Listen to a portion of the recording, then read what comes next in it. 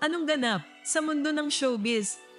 Muling naging usap-usapan sa social media ang dating real-to-real couple na sina Catherine Bernardo at Daniel Padilla matapos ang isang nakakagulat na post mula kay Sian Gaza. Sa kanyang post, ibinunyag ni Gaza na nagkaayos na umano ang Katniel na opisyal na naghiwalay noong 2023. Catherine Bernardo at Daniel Padilla, nagkaayos na. Saad ni Gaza. Bagamat hindi pa tiyak kung opisyal na ngang nagbalikan ng dalawa, sinabi ni Gaza na patuloy pa niyang inaalam ang buong detalye ng kanilang relasyon.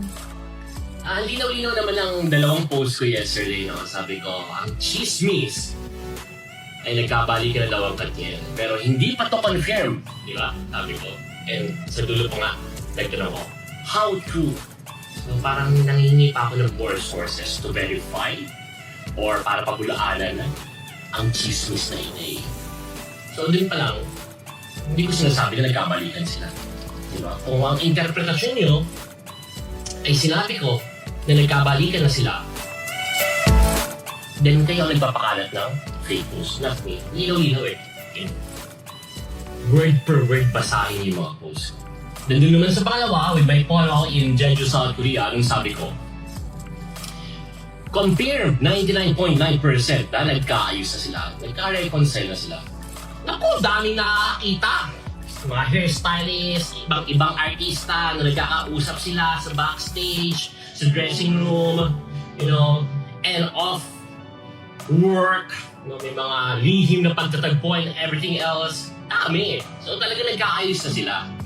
That's confirmed. So, wag niyong matawag-tawag ng fake news yung sinasabi. Baka bigla akong mag-upload ng video dito. Baka hindi mo kaya mother.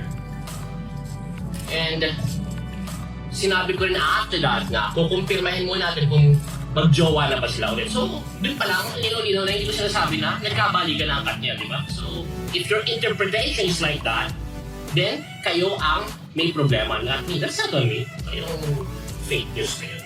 Kaya masyado naniniwala sa mga fake news. Dahil sa revelasyong ito, hindi maiwasan ng mga fans na magbigay ng kani-kanilang opinyon.